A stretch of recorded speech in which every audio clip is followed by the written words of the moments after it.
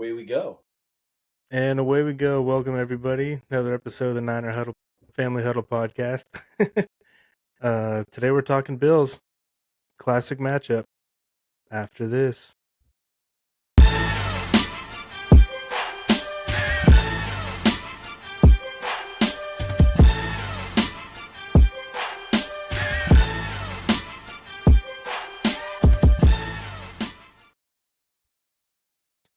What up? So, Niners Bills. I'll tell you what, the first thing that I think of when I think of this matchup is Chris Berman. Yeah. And his yearly prediction for years, his Super Bowl prediction was Bills Niners. And it's unfortunate that it never came to fruition. If I had to choose an AFC team to root for, I feel like this is common in baseball that people have NL teams and AL teams. If I had to pick an AFC team to root for, it would be the Bills, and I can't even really explain why. Maybe it's just because Josh Allen's a California boy who grew up rooting for the Niners, and he's easy to root for, but something about the Bills team. I like those guys. I respect them, and I'm really excited for this matchup. So is that a recent feeling for you, or is that something you've felt for like a long time that you lean Bills in the AFC? I think it's more recent because of Josh, but I also do kind of sympathize with them because they get a lot of crap for the 4 straight Super Bowl losses, and our team has gotten close over the last decade or so and come up short. So I understand that feeling, but having Josh Allen doesn't hurt. He's really easy to root for, and he's a lot of fun to watch. I can't even imagine losing 4 in a row, like as a fan. Like I mean, as a player, of course, but we can't relate to being a player. As a fan, like how painful it is to lose one and then like 4 in a row. It's crazy because that 1990 season, it looked like it was going to be Niners Bills. Like that should have been the Super Bowl, and that's the one where the Giants beat the Niners in the NFC Championship game when Montana got hurt and basically ended his Niner career. It didn't actually, but didn't really play a whole lot more meaningful football for the Niners after that. But that would have been awesome because both teams were like just offensive juggernauts. And the Giants, their specialty, surprise, surprise, Bill Parcells, Bill Belichick, as defensive coordinator, was defense. So that's how the Giants ended up beating both teams because they had an amazing defense, and defense wins championships. But Was that the Phil Simms Giants? Mm-hmm. Yeah. But it's too bad because that would have been a really fun Super Bowl when they were like at their peak to have the Niners face off against the Bills. It could have been like like that Chiefs Rams game a few years back. It might have been like an older version of that where the offenses are just, throwing haymakers back and forth. Scoring in the 50s. Yeah, I mean, the Niners obviously won the 94 Super Bowl, and Steve Young threw 6 touchdown passes. So I don't know anything about those Bills teams other than the fact that they lost, and they had Steve Levy as their coach or something, I think. Marv Levy. They had Marv Levy. Thurman Thomas, right? Was their running back? Thurman Thomas, yep. Oh, yeah, Thurman Thomas. The Okay. funny thing is, both the Niners and Bills had good defenses too. They just got overshadowed by their offenses because they had so many stars. But so another thing, random stat that I remember about Niners versus Bills is in the early 90s. I want to say it was like probably the 1993 season, if I had to guess, maybe the 92 season. I remember watching a Niners versus Bills game, and there was no punts in the game because both offenses kept scoring. And it was the first time I had ever heard of anything like that, and it blew my mind, as a kid. Like, how did the punchers didn't have to even come today? Like, they just kept scoring back and forth. So, yeah, it's got to be even crazier back in the day when it's like defenses. Yeah, it's more All about defense and running the ball. Yeah. Yeah, if you were throwing the ball around like Steve Young or something back then, it was probably like a little different. Yeah, and it was Young playing at that point when they did that game. Unless he was hurt or something that day, but I'm pretty sure he was there. But yeah, it's funny that you say that, Ryan. I don't know how much of it is a sympathy thing, but I always kind of find myself like pulling for the Bills when they're playing teams too. Like it's I don't know, hard to root against them. The Buffalo, the fact that it's like a smaller town and their fans are just all about their team, and it's just like across the board. Yeah, they're Seems an like an easy team to awesome root fan for. base. Yeah. Seems like they have a really cool fan base, passionate fan base. In the modern years, I hear a lot of stories and see a lot on social media about their fans donating to a ton of causes that other teams' players, charity causes that they've got going on.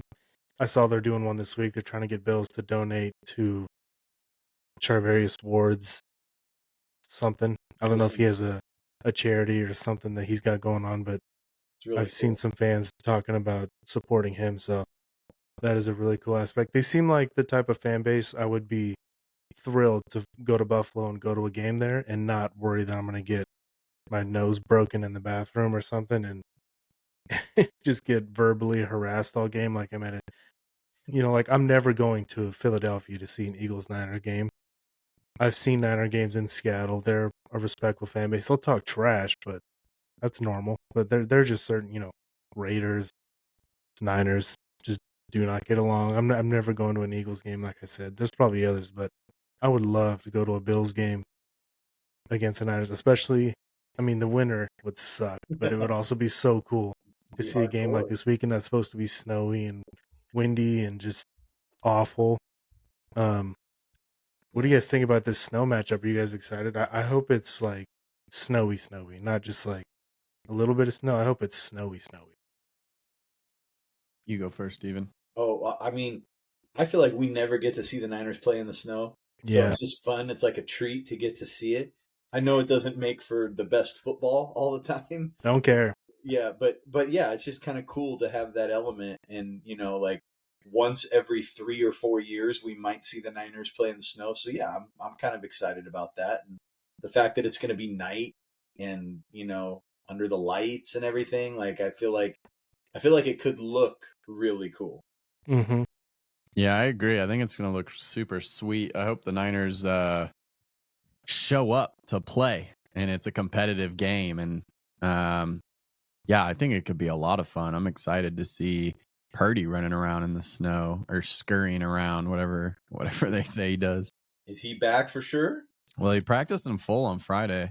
So So here's the injury report. today, Um, Brock is officially questionable, and I was listening to Kyle Shanahan earlier today while I was making dinner, and he basically said Brock's playing, and he practiced in full on Friday, and so he's got the questionable tag technically, but Brock also met with the media. Starting quarterback always meets with the media, so sounds like Brock is full go. it'll What be are so those? cold he won't even feel his little shoulder pain. Yeah, It'll be numb. he's gonna be getting it iced all game, huh? Yeah. What's Yeah. what do the little dashes mean for Pooney and Cowing and Ward? I think that might mean that they're cleared and off the injury report. Okay. What's unspecified for McCaffrey? That might have been like a rest day A thing. vet day? Yeah. I, That I didn't realize that Lenore was gonna be out. That's a real bummer. that hurts.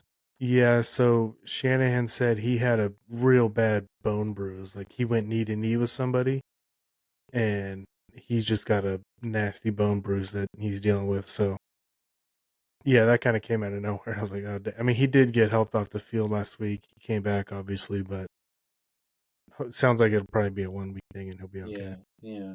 I just want to see our full secondary, our healthy secondary play together because Green, Lenore, and Mooney, I just feel like could be a really freaking good trio.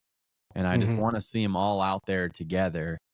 So yeah, bummer. Glad to get Mooney back though. I think it's gonna be huge. Hopefully he's in shape, his mind's right, all that stuff. But I'm excited to see Mooney back out there. Yeah, because early in the season it was Yadam and not Green, and they finally figured out that Green was the better player. Yeah. But then Mooney's been off the field, and now Green and Mooney are back. But Demo's missing the game, so yeah, the at least the 3 starting corners haven't played very much, if at all, together. Yeah. So do we know? Well, do you know? Because I don't know. Timetable for Nick. Like, is it he could be back next week? Is it just up in the air? I think he could be back next week. I was just listening to his interview like 15 minutes ago, and he was saying he's getting better and better, and he's feeling better, but he's just not quite there. I So heard it sounds like he's kind of a week-to-week thing. I saw a headline that said he was taking jabs at Josh Allen. Is that true, or is that a media misquote? Because I didn't So really read it. someone asked him about like, what are the challenges of going against Josh Allen? He said none. He's like, challenges? What are you talking about? Oh, damn. No, I'm kidding. I was He like, I was joking. he was like, he said he did slip one little thing in there. So he was like, he can make all the reads, he can make all the throws, he can run you over, he flops a lot, he's a good he just kind of threw that one in there. I was like, oh. So he was like, so you kind of don't know if you should hit him or not. So yeah, he's got it all. He's one of the best. We just kind of ended with that, but he just threw the like, yeah, he likes to flop in there. But he's a quarterback. They all flop. They Yeah. do. It's smart. Yeah. Yeah. I've seen Purdy do it too. Like it's what you should be doing. Yeah, so I don't know if that was a jab, but he did slip that in there. I mean, I feel like Nick is always good for a quote. He gives his honest opinion. He doesn't care. He doesn't mind giving the other team bulletin board material. Yeah. I don't really know how bulletin board that is. And it's probably easy too. He's like, I'm not playing. I don't really care for what I say. He's such a chill trash talker too. He'll say it in such a calm demeanor that it does just slip in there. You don't even notice it. But yeah, I agree. Nick has the best interviews, I'd say, or one of the best. I always want to hear his. Yeah, I go out of my way to find Nick Bosa interviews because he's one of the few guys that I think is pretty authentic. Like I listened to Debo talk earlier, and he didn't really say a whole lot. He was all smiles and in a good mood, and I'm like, all right, man, just go ball. I don't really care what you have to say anymore at this point. Yep. He was on his podcast saying that he didn't. He basically said that like he didn't dodge the media. He got dressed after the game and he kind of looked around, didn't see anyone, and then he's just like, all right, well, no one's here. I guess I'm gonna go. But there were some of the media members who responded back on social media, and they were like, we were told by Niners PR staff that he was not going to meet with the media. So maybe that's why no one approached him. But yeah, There's whatever. always two sides to the story. Who do we believe? Always two sides. Truth is usually somewhere in the middle. So Right. Yeah. by the way, did you guys see? We talked about this earlier on one of our episodes, but it is official. Kittle is number 3 all time catches. Oh wow. I think he passed who? Gosh, Roger Craig. it was Roger Craig. Yep. Yeah, he was only a couple behind. George was only a couple behind him. So yeah, George officially number 3. I sure hope he sticks around long enough to get past T.O. There's no way he's catching Jerry, but that's totally fine. Nobody should ever catch Jerry. But yeah, I would love to have him be only second to Jerry Rice in franchise history. That would be awesome. On his current pace, just looking at these numbers right now, he'd have to play till he's like 45. No. Wait, really? For receptions? No. You're talking about for Jerry. For Jerry. Okay, yeah. I was going to say, he could catch T.O. next year. What do you mean? Yeah. Yeah, if he finished the year strong and he can get to like 540, what would that be? What is there, 6 games left? Yeah. He'd be like that's 5 catches a game. It's doable, but probably a lot for him. But I know. I mean, he should be having 7-8 catches a game. Well, yeah. Maybe they're gonna have to go that direction now. Well, do it. Yeah, I'm freaking do it. Feed him. He's gonna have fun in the snow too. He's the guy I expect to have the most fun doing snow angels. I expect 2 tutties from George. Well, yeah, well, prime time. What are your guys' expectations for this game? I mean, as far as just like the offensive side of the ball, because they've been struggling a little bit on offense, I think, but they got Purdy back. Obviously, we know the weather's going to be crazy. What are you guys expecting in this game? You go first, Steven. Well, it's funny because I was thinking about this. I knew we were going to be talking about it, and I was trying to think about who do I think is going to have a big game. George. And oddly enough, George, I feel like, I mean, it's kind of a, given running joke at this point that, it's a primetime game, so George Kittle is going to have a big game. But I hope it stays true. I would love for that to happen. I just have this feeling although I think the snow could screw it up, I just keep getting a feeling that McCaffrey's gonna like really show himself in this game, and like he's had a few under his belt, and he's gonna be a difference maker because I know the last couple weeks there's been frustration or whatever, and I don't know what to base it on. It's just a feeling, but I do think the snow kind of hurts him because of his shiftiness and making cuts and whatever, but I wouldn't be surprised. So I'm still going to stick with my gut and say that I think this is going to be kind of the coming out party for McCaffrey for this season. But I would feel even more confident making that prediction if there was no snow. I wonder if the snow will help Christian, because you talked about his shiftiness, and we've been talking about how he's not himself. I wonder if he won't be able to kind of dance and look for the hole, and it'll force him to just Straight fly ahead. upfield. Maybe. And maybe he'll start hitting holes that he didn't necessarily see before. I wonder if it could help him in that way. I could weirdly see it helping him, and I don't know why, but I agree that I do feel like this could be his breakout game. I honestly don't know the stats of how good the Bills' run defense is. I feel like historically they haven't I been think that they were great. 30th. Okay, well Yeah, I think they're awful. that's pretty great. I just feel like if they want to beat the Bills, they have to get him going, and I think that it's going to be a big focus. Is getting Christian going, getting the running game going, keeping Josh Allen drinking Gatorade, as they always say. So yeah, I could definitely see this being Christian's breakout game as well. I agree. Will Jordan Mason touch the ball No, 10 times in this game? as long as McCaffrey's healthy and Kyle Shanahan hasn't been fired yet. No, he won't. It's funny that you say that, Ryan, because I was kind of thinking about that too. Like maybe this is the week that he finally like gets the hint and tries to split it a little bit more. And oddly enough, I could even see that helping McCaffrey, like to have a better game. Yeah. But I tend to agree with Chasen. I don't know if they're going to do that this week. If we have another week of ineffective McCaffrey, then maybe next week when it's like, okay, this is truly go time. Like we've used up all of our room for error. We need to switch something up. We need to do something different. But if it goes the way that I'm thinking it goes, or a way that I'm hoping, I guess I should say, and then McCaffrey has a good game, it might just embolden him even more. Yep, see, look, he's back. But I don't think Mason will carry it 10 times. But I could see him carrying it. I could see him carrying it 6 to 8 times. To start. Yeah, I would love 6 to 8 times. I'm expecting like 1 to 3 times. That's what it's been. Yeah. I think if the Niners are going to have any chance to win this game, that it's going to be a 35-plus carry game for the team. Yeah. And the closer they can get to 40 or more runs, because you can't run the ball 40 times and average 2 yards a carry all game. Like, if you're running that many times, it's because you're having success and you're getting first downs. And if you're going to run the ball 40 times, it's not going to be 35 carries to McCaffrey.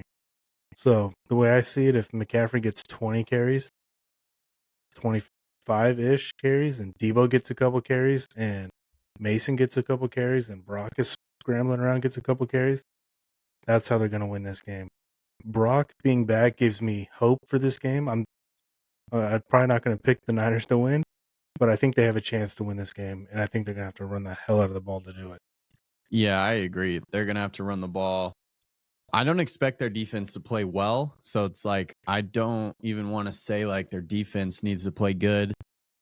I'll say hopefully Josh makes just a couple mistakes, and hopefully we're in the right place at the right time.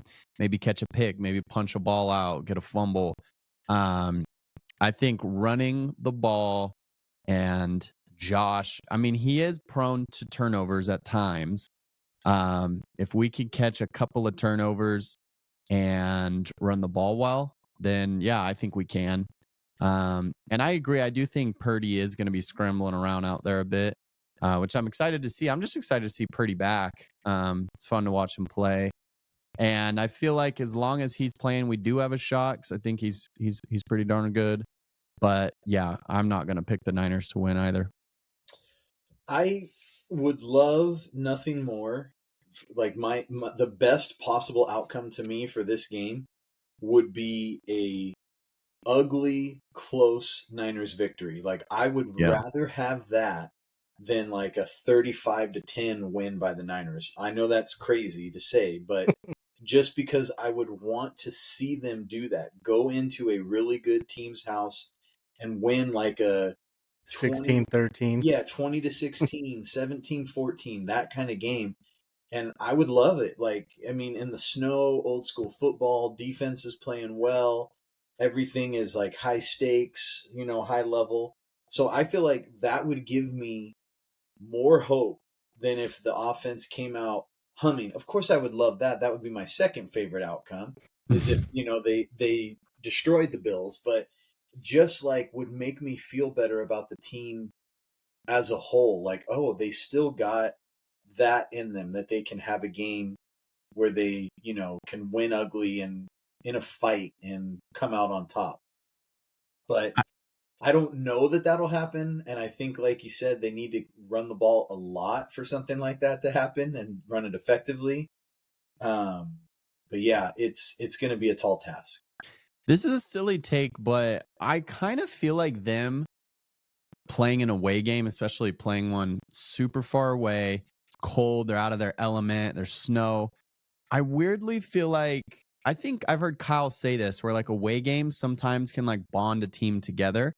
Not that I don't think they're bonded, but like just get out of their own heads and just get back to playing like football and having fun and whatever. So I weirdly feel like them going away and it being a super cold game, I feel like it could set them up to have a decent game. Like I don't expect them to win. I hope they win, but I don't expect it. But I also don't expect them to be blown out. Fingers crossed. I know they just got blown out, but I think the most likely outcome is like a close Bills win, maybe like a touchdown, something like that. But I do think the Niners are going to come out and play, because if they lose this game, it's wraps. I don't know how they make the playoffs if they lose this game. So I know that they're going to come out and give it everything they've got. And I do think they're going to play a solid game. I don't know if it'll be enough to win, though.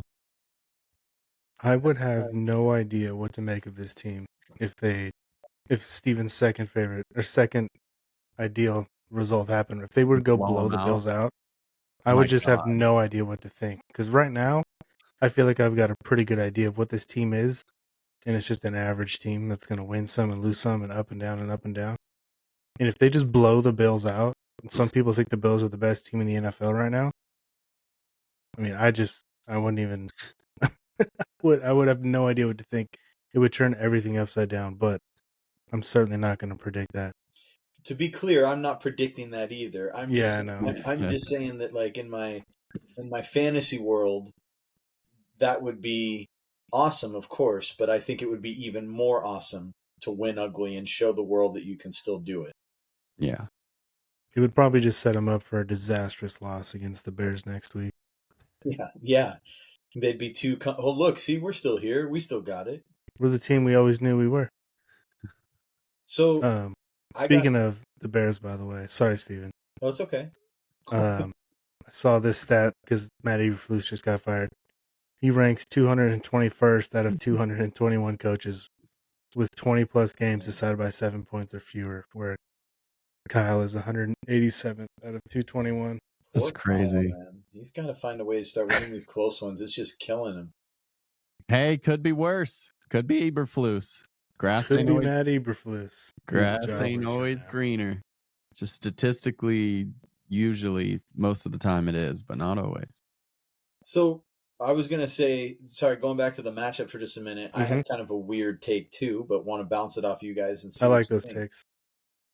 Do you think in some way the fact that the Niners aren't going to be able to generate as much of a pass rush might help in this game, and like they scheme to play coverage and just try to keep Allen contained, because I feel like if you go after Josh Allen, he's going to burn you with his legs. And as much as I love Nick, I do think that he can be susceptible to that sometimes, where he's trying to chase that sack and takes himself out of the play. Not always. He can also contain. I'm not saying that he's like, always like that, but that's what he's doing. He's hunting the quarterback. And so I wonder and I hope that the coaching staff is like, all right, look, we know that we're going to have a really hard time getting home. Let's just keep him in the pocket, and let's just contain him. We're not worried about sacks this week.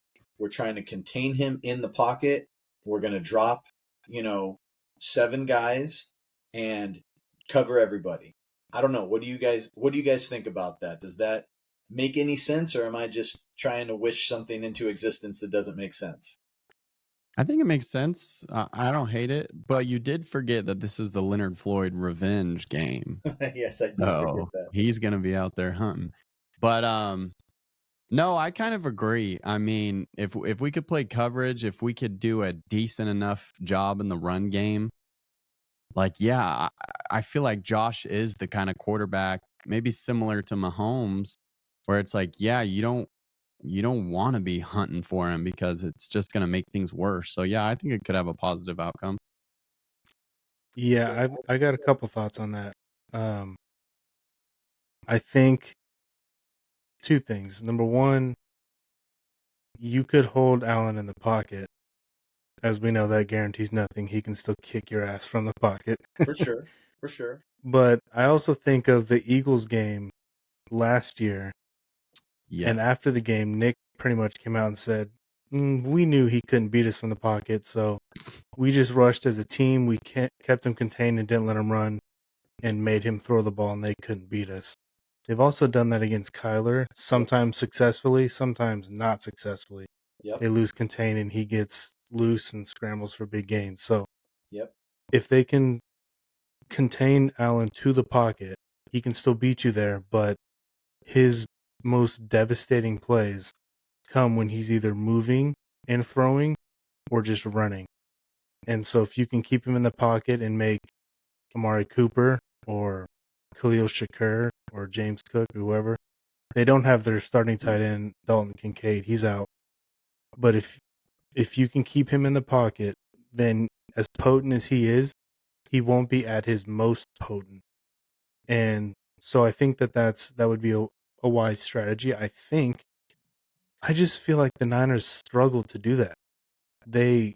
And one of the reasons is because Nick, although he can contain, he like you said, he will just see red and he'll just go after the quarterback.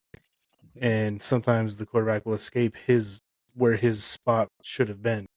So the fact that he's not there, I would hope and think that Sorensen would adjust to that and say, okay, we're just gonna try to team rush and not individual rush, and just contain Josh. Don't let him get loose. Make him beat us from the pocket. And if he beats us from the pocket in a snowstorm, then hey, he's a great quarterback. So what'd you expect? Yeah, it's the Cardinals games that made me think of it, actually, Ryan, because you're right. I know they've used that strategy a lot on Kyler. And I was just thinking, like, I would never say that they're better off without Nick, right? Because they're not. Yeah, But it's like, I know what you well, mean. in this circumstance, you're playing in the snow, so most likely they're not going to be just throwing the ball all over the yard. And this is the type of quarterback where you need to be disciplined and try to contain him. I don't know what other word to use besides contain him. So, hey, all of you guys that are in there that aren't playing this many snaps normally, just do your job. Just stay disciplined.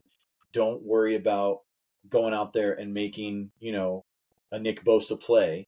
You just need to do your job. So I'm wondering if in a weird way it could actually work to their advantage. Yeah, I would say the same thing about the offense. I'm never going to say that the offense is better with Christian McCaffrey on the sideline. But when he's not there, it forces the offense to get everyone involved. Throw the ball to different guys, to run the ball with different guys. And the Niners were running the ball and moving the ball better before Christian was back. And now he's here. And they're kind of force feeding him the ball, and he's not himself. And the offense has gotten a little sluggish. So, you look at the Bills, by the way, they were force feeding Diggs the ball for a while. And their offense was not, it was good, but they want to win the Super Bowl just like the Niners do. And it was kind of easy to stop them because you can take Diggs away, and they didn't have a whole lot after that. Well, now he's gone. They don't have that big ego there. I know Amari Cooper's there now, but he's been a little injured. He hasn't even played very much for him yet. And Josh is throwing the ball to multiple tight ends, multiple receivers, the running backs catching the ball, they're running the ball. There is no one guy that they're forcing the ball to, and it's opened up their offense. So sometimes taking away that superstar has its benefits, even though you'd always, we always want Nick Bosa on the field if you're the 49ers, obviously. Yeah, I mean, we'll see. Who knows? I think, honestly, I know we're not making our picks just yet, or maybe you want to, but I think the most likely outcome is a convincing Bills win. I don't necessarily think it's going to be as bad as the scoreboard looked last week against the Packers. I think that the Niners will come out fired up. I think they will compete better, but even with the Niners playing well and maybe not being as sloppy and whatever, even with that, I could still see the Bills winning by double digits. Just given, kind of where the teams are at and what they've done this year. I'm not necessarily going to pick that. I'm just saying that's the most likely outcome. Yeah. But anyways. Let me ask you guys this. Because I didn't really have a ton to talk about this game, but I thought for the holiday, obviously Thanksgiving was yesterday, and this season has been tough. They're 5-6. What is one thing about this team this season that you're thankful for? Oh, God. I'll go first to give you guys a second to think. Mine's obvious because I shouldn't say it's obvious, but it's easy. It's George Kittle. He's on my dynasty team. He's been carrying me all season long. He's been the only excellent red zone threat. He's blocking guys. He's catching the ball and rumbling around like he always does. He's same old George Kittle, and as down in the dumps as fans are, and I'm sure some of the players are. You listen to George talk, and he's having as much fun as he's ever had. Yep. He's optimistic. He's the leader that you want on your team. He's just a breath of fresh air and a dumpster fire of a season. Not a dumpster fire, but it's approaching dumpster fire if they keep losing. But it's been a tough year, and George has been so fun to watch, and I'm just super glad that he's on my team, and hopefully he's going to be around for years to come. And even at 30, 32, 33, 34 years old, keep him around. As long as he wants to play, he should be a Niner as far as I'm concerned. So I am thankful for George Kittle. I think that's a great one, and I think he will be. I'm going to go next. Sorry, Chasen, because I don't want you to steal mine. But only think of one. Mine should be easy because I've been beating the drum all season. Mine's Deontay Lenore.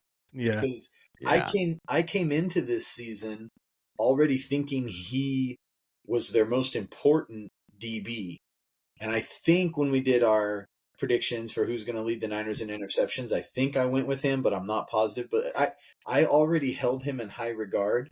And then this season, the way he's played, I feel like he's only upped his game. And then they re-signed him, which is exactly what I wanted. I was like, yes, I'm thankful that we invested in a young, talented, homegrown DB that has shown promise. So I love it. I love it for all those reasons because I love his attitude that he brings. He's got the swagger. He just seems like he's one of those guys. He's not going to shy away from anybody, even if they're a big dude. He's going to take their legs out. I think he's a really fun, feisty guy that you need to have as a DB on your defense, whatever. So I am I am thankful that he got rewarded like I think he should have, that they, have tied themselves to him for a while. So yeah, mine, and I can think of other things too, but that's the one that jumps out to me when I say other things to be thankful for. But that's the one that jumps out to me is Demo. I need to get a Diamador Lenore sound drop for the soundboard over here. I'm sure I could find a quote. He had one after the Seahawks game, the first one. Pardon my language, but he said something like, "Nobody fucks with a hyena," Yeah. Mhm. or something like that. And I've been trying to find it actually, but I haven't been able to. So I'm gonna keep searching for that one. What about you, Jason? Well, Steven, I thought you were going to pick Juwan Jennings when you were saying it was easy and all that stuff. I was like, I I knew it know was I Demo. Yeah. thought you were going Juwan. Do I have to pick an individual player? Because that's not where my head went. You Okay. could anything about this season. I'm thankful for our rookie class. It There you gives go. me some hope Good and one. optimism moving forward that we're going to be able to replenish, even as some of our aging veterans either aren't as good or we move on from them, that we're still going to be a good team for years to come. Our starting quarterback's super young. Well, I shouldn't talk about Brock because he's not really a part of it, but it just gives me hope that we have a future, both like long term and short term, that we can still be a good team. It's like it's sustainable. So yeah, if you made me pick a player, I was going to go with Dominic Pooney, but I'm going to say the entire rookie class gives me optimism that for years to come we can still be a good team. And it gives me optimism that they can do it again this upcoming draft, which I think is going to be a really important draft. Oh yeah, I like that answer. I think that's a great one. yeah. If they had another draft class like they've had the last couple, where they get like one player or not even one player. I mean, the 2022 draft right now looks awful if you're not Brock Purdy. I mean, Brock Purdy's the only good player they drafted, and 2020 run draft, like, I don't even know. I mean, that was like Drake Jackson draft. Jair Brown looks average at best. So if they had another disastrous draft, this team is heading for. I thought Jair Brown was 2022. I don't know. He might have been. This is his second year. Yeah, so that'd be 2022. But I mean, would you classify him as like, hey, they hit on that pick? To me, he's a TBD. I don't think that you can say one way or the other yet. But yeah, I would probably agree with that. Well, was he 2022 or 2023? This is year 2 for him. Yeah, so then that means so maybe he was a 23. pick. Yeah. So 22. I'm just trying to think. That would be Drake Jackson. Yeah. When was Aaron Banks drafted? Was he 22 or 21? He would have been 21, I believe. Okay. Because he's going to be a free agent after this season. This is year 4 for him. Okay. So, I was just trying to think of guys in that age range that are like still playing, and that might just go to prove your point that it's hard to think of guys. Like, I know Ambry. Is he even still hanging around on the roster? I think he got put on season-ending IR right before the season. So every once in a while, it'll cut to the sideline, and I'll see him. So I know he's around. He has really long hair. That's what I saw the other day. I was like, whoa, Ambry's got like really long hair. But yeah, he's not playing. But anyways, yeah, it just makes your point that it's not like it's easy to say this guy, Yeah. It's like the Danny Grays, and I can't even really think of some of the other players they've drafted off the top of my head. But I mean the running backs, Trey Sermon and Ty Davis Price. TDP. Yeah. So this draft class, like Jason said, this does give me hope that they can build a sustainable, like a new young core for the future, and B, they don't totally suck at drafting. So, can I say a consolation? Juwan Jennings thing. No, Juwan. I mean, like I said, I think we're all thankful for Juwan Jennings. Yeah, I think any of us could probably come up with more if we had to. But the point Ryan's thing made me think of something. I would say for Brock, because in a tough season, he has still been just steady, playing well. Like, it doesn't seem like he's letting all of the outside noise and the fact that they are not living up to expectations, all it doesn't, from my perspective, it doesn't seem to be affecting his play. He seems like he's the same guy. He's still trying to make plays. He's still a net positive. Like, I think he does a lot more right than he does wrong. He's not perfect. That he makes mistakes, but if anything, I would say it looks like he's maybe improved again compared to like how he was. Like, he seems like he's steadily getting better, which is what you want to see. And he doesn't seem to let the noise affect him, which you heard from the beginning. Oh, this kid's so mature and blah, blah, blah. It's just great to see that he can still be that guy when things aren't going your way. Because 2023, that's an easy season for somebody to be, happy and content and, not rocking the boat. That's easy. Everybody's, going off. You got the offensive player of the year in the backfield next to you. Like, it's, yeah, that's easy. But when it gets tougher, that's when you see like what guys are made of. And so it makes me feel good to know that he's not succumbing to those pressures, if you will. Yeah, totally agree. I'm super thankful for Brock for a lot of reasons. I could probably talk about Brock for a while. I love the leadership. His on-field play is not perfect, but man, he's really good and he's really exciting. He lives on the edge a little bit. He's got Brett Favre's mentality without a fraction of Brett Favre's talent. He's got a little bit of Nick Mullins in him in that way. But those And fewer picks, very important. yeah, he protects the ball really well, which is obviously excellent. We know his record. He's undefeated when he doesn't turn the ball over. 16 or maybe 17-0 now. I know at least 16-0. And yeah, just there's been a lot of talk about like, should the Niners fire Shanahan? Should the Niners fire Shanahan? If they don't draft Brock Purdy and the Trey Lance debacle happens and Jimmy G moves on, like, what are they doing right now at quarterback? Is Sam Darnold their quarterback right now? And is he doing what he's doing in Minnesota right now for them? Maybe not. Who knows? I think they would have signed Yeah. or traded for somebody Yeah. after the season. Kirk O'Chains? Who? Maybe. Kirk O'Chains? Maybe. I don't know. But I mean, I think they would have made it more of a priority to get somebody else if Brock, like if they never picked Brock or he just didn't turn out. Because that year it would have been, it was Trey and then he got hurt early and then it was Jimmy and he got hurt late or towards the end. I don't know who would have finished that season without Brock being there. Nate Sudfeld. Remember, Nate Sudfeld got cut from the team because they liked Brock. So whoever, if Sudfeld, whoever, I think in that offseason, they would have done something else. I don't think they would have kept Jimmy around. I think he was gone no matter what.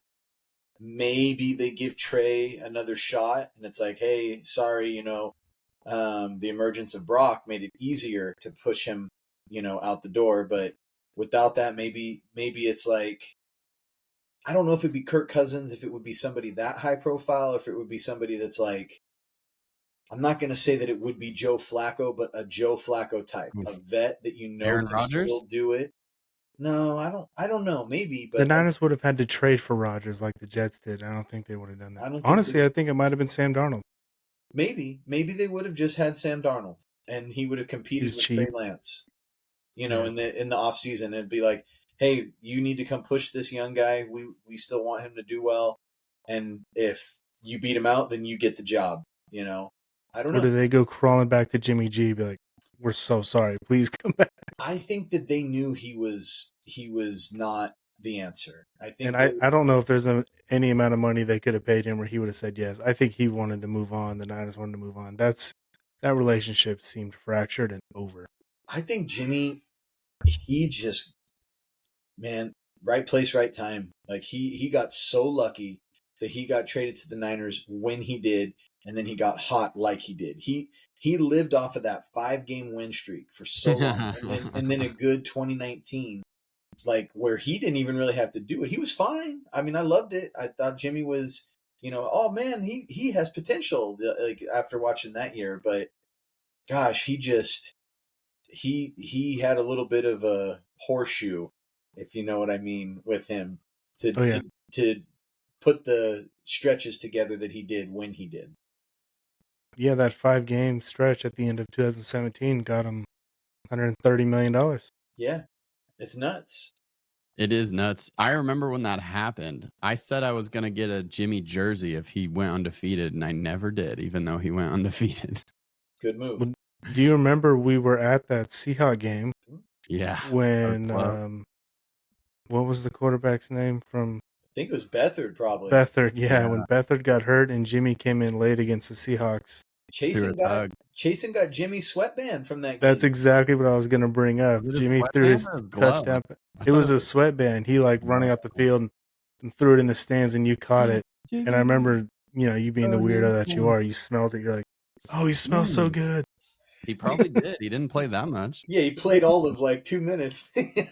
Threw his first touchdown pass. Yeah, that's what I thought. To some journeyman wide receiver. I forget who it was. I think it was maybe Mohamed Sanu or somebody like that. That's funny. I don't think it was Sanu, but it was some. I want to say, Trent Taylor. No, it wasn't Trent Taylor. It was like a vet, like Ryan said, like journeyman.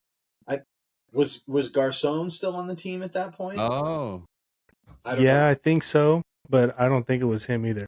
Yeah, I feel like the number 11 is in my head, but I just don't know who it was. Yeah, might have to look that up. I agree with you though. It seemed, from what I remember, it was some guy that you'll hear his name and be like, "Oh yeah, that guy," but it wasn't ever anybody who stood out. I don't think. Yeah, and I mean, after that 2019 season, Jimmy had me convinced.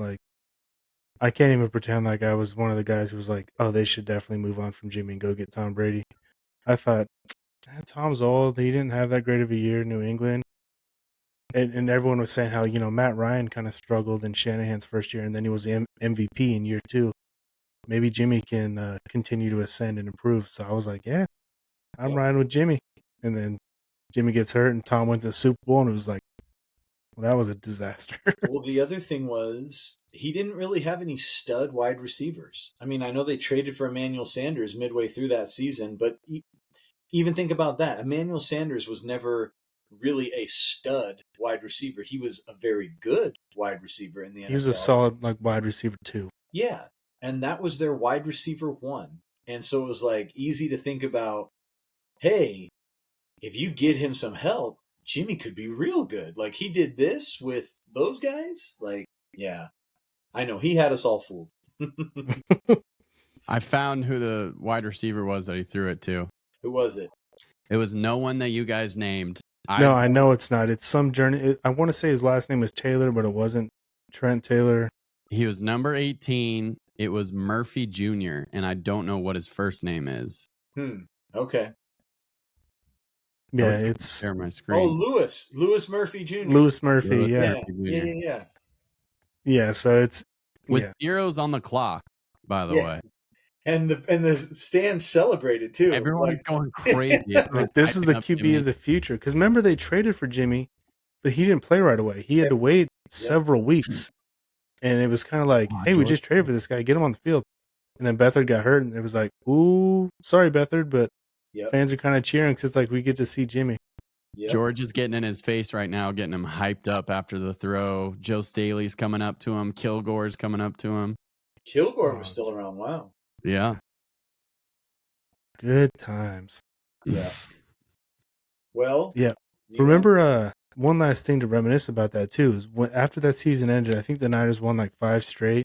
They beat the Jaguars, who were the number 1 seed in the AFC, killed them too.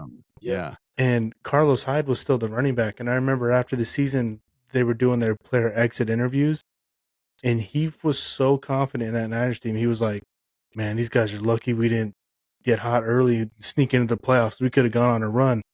Jimmy had that team thinking they could win the Super Bowl after they started the season 0-9. Joe Staley said something like that too. He was like, "Man, I wish we had a few more because if we could just get in, he breathed life into them because I think they started that year 0-10 or maybe they did. 0-11. It was at least 0-9, if not 0-10. Who did we draft that year? Do you remember who we drafted with that? Yeah, that was Reuben Foster, Solomon Thomas. Was that year after? That wasn't 2017 when they drafted those guys? That was 2017, yeah. Oh, that was Jimmy. They traded for Jimmy at the end Yeah. of that Yeah, season. that was. You're right. You're right. Solomon Thomas was the first round pick, and then Reuben Foster was the second. I remember being so hyped during that draft. I was like, oh my God, we just got an all-pro linebacker and an all-pro. We got the next Aaron Donald in the middle of our defense. Like, Exactly. I was Well, so hyped. Solomon I remember Thomas. thinking Solomon Thomas was a bad pick, but I thought Reuben Foster was like, ooh, that was a hell of a pick. So what's funny is I remember thinking Solomon Thomas was going to be one of those guys that was like a can't miss. Not that he was going to be like a 10-time Pro Bowler, but like Just a good player for like 10 he's years. going to come in and like he's a safe bet. Like you you can pencil him in, and yeah, he did not. That clearly was a John Lynch pick. I remember that. John yeah. loved him. They like He was went to college. he was taking a class with them at Yeah. Stanford or something, and they were like classmates. buddies. Yeah. Don't draft your buddies. Yeah, and then don't draft criminals either. That was the lessons they learned back to back in that draft. Yep. At least they found a that Hall of Fame tight end. Yeah, there was Go ahead. some guy that got in the mid rounds that was all right. I think his first name's George. They found. I mean, if you think about their drafts, they found a Hall of Famer. I think in each of their first two drafts, in the middle too, George and Fred. Yep. And it's That's funny because I feel like I don't know that they get enough credit for that. You know, like because there's so many misses, but yeah, you kind of don't give them credit for these insane hits. What would be fun to do? Maybe not. Maybe it would be depressing. But I think if you went and looked at other teams' draft records, like it's not going to look that much better. I bet you all teams have way more misses than they have hits because it's not like teams have the same guys every year because we just keep loading them up. But we just notice it more with the Niners because that's who we care about and that's who we're following closely. Well, I also think the Niners are a little unique into where they miss on like all of their first round picks, but they make up for it in the 5th round and the 6th round. And they hit on these late round picks where other teams are missing like they should. That's where you're supposed to miss. Right. And the Niners keep whiffing early, but making up for it late. They have a weird tendency of doing that.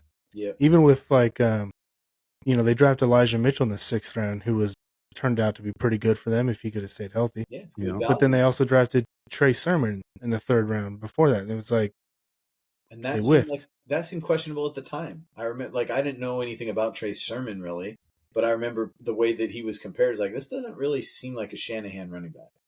No, he had a 300-yard game in college, and Kyle probably watched that game and was like, "All right, Sol, draft that guy. Who's next?" I feel like Kyle got inspired by AJ Dillon on the Packers and how they used Aaron Jones and AJ Dillon in like a tandem.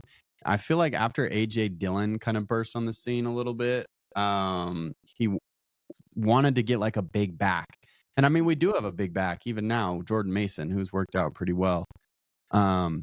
But another thing I was going to say is I'm actually so excited for the draft, this upcoming draft, because we finally have a 1st round pick. Like, I'm gonna be diving in, doing my homework, figuring out, what we need to do. And man, that is the silver lining if we keep losing, is that we're also gonna have a pretty good pick. So I'm actually so stoked for the draft this year. When you say finally, you mean like a top 20, like top 15, top 20 pick? Because they did just draft Ricky. Yeah, because they got Ricky in the 1st. It's just at the end of the you're first. You're right. Yeah. Wait, did they trade up into the 1st round to do that? No, they picked him at 31. Yeah, that was their first Trey Lance pick. That was their first round pick since the Lance trade. Yeah. Okay, I was thinking that. All right, I had it backwards. All right, then top 20 pick. But pick 31 is as close to a 2nd round pick as it is a first. Like, so that's the point I thought you were trying to make, was that. No, I just forgot. Yeah, John Lynch even said they had like 20 1st round grades on players. Yeah. And when you're picking 31st, that means you're drafting, unless one of those 20 players falls to 31, which is probably unlikely. And I think Grant Cohn might have asked John after the draft, like, was Ricky one of those players you had a 1st round grade on? And he was like, I'm not going to answer that. Yeah, he would. He would ask that, right? Yeah, well, that's a good question, I think. But yeah, it'll be the first time in a while they'll have like a top, really since Kinlaw, probably. I mean, they picked Kinlaw 14th. Makes me feel bad about it now. Unless unless they go on that run, man. Yeah, unless they're That'd pick be awesome 32, I guess too. we'll see. That'd be awesome too. I'd love to pick 32. I would love pick 10 or pick 32. Pick one, Yeah, Niners. nothing in between. Nothing in between. You don't want to be in between. Then you end up like the Raiders, where they just suck forever, but they never suck enough to be like a top 3, top 5 pick. Yeah, they've had high picks. They just blow them. Yeah, you don't want to be stuck in the middle every year drafting the teens. That just gets you nowhere. Just get me a tackle or a defensive lineman in the first round, please, and I will be so happy.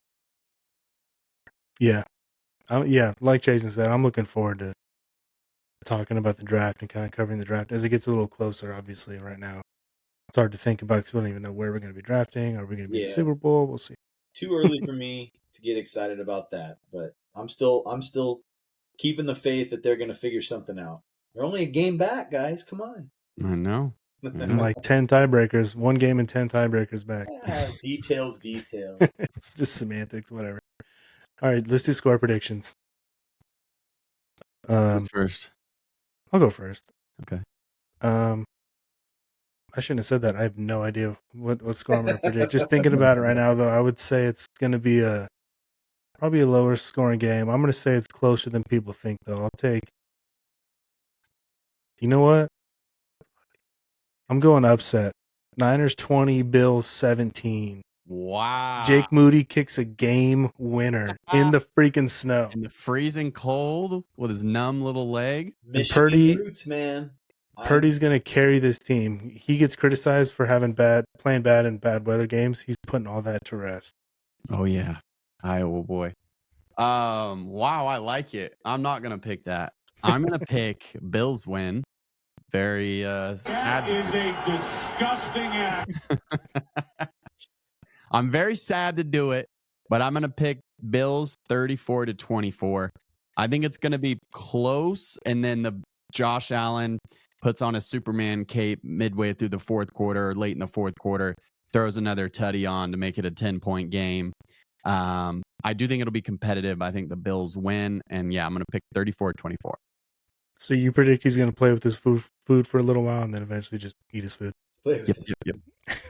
Yep. So I'm going to pick with my heart more than my head here. So I'm the asshole here then, huh? You are, yeah. You got your Buffalo Blue on. I said it. I was fully expecting Ryan to pick the Bills, honestly. So Me too. So was I. Right up until I made the pick. It threw me. So my pick is going to sound exactly like Ryan's because I laid the groundwork earlier for what I wanted. So I'm trying to will into existence what I wanted. And I'm going to pick the Niners 19-16. So very, very similar. Very similar to Ryan's score. And I already outlined my reasoning for that earlier, what I wanted. And we'll see if it can come true. But if I had to bet money, and like significant money, I would definitely be leaning more towards what Chasen picked than what I picked. But like I said, I'm picking with my heart. And I do think, we've all said it, I do think that they're going to be looking better and a lot more competitive than what they showed last week. So even if they get beat by double digits, I think it's going to look much better and be more competitive. I hope so. And I'm hoping Brock being back will give the team a lift and some hope, and they'll fight hard. One thing I criticize Shanahan for many things, but one thing I cannot criticize him for is that this team always plays hard since he's been here. I feel like. I feel like I can count on maybe one game off the top of my head. Like last week, I feel like they had a fourth quarter. They might have quit a little bit, but I don't even know if that's fair to say. For the most part, this team fights hard from game one of his career till now. This team fights hard. So I'm hoping they can go out and fight and make it a game, and the weather can even the talent mismatch a little bit because we are not the more talented team anymore. And hoping they can pull it out in the end, and Moody locks in and Debo locks in, and they can pull it out. Any other thoughts? Can you imagine if he does hit like a game winner like you talked about, and Debo's the first guy out there to lift him up? Picks him up. got Rudy on his shoulder. Yep. That'd be pretty awesome. And then wears like a Jake Moody shirt to his press conference or something. Yeah. That would be cool. It'd also be so embarrassing because they'd be celebrating like that and be like, dude, you're 6-6. Yeah. They're acting like they just won the NFC Championship, but yeah. All right. All right. I think that's all I got. Good Good stuff. stuff. Good pod. Appreciate All the right. time. Thanks. We'll chat guys. on Sunday during the game. Yep. We'll see you. Sounds good. Peace See ya. out.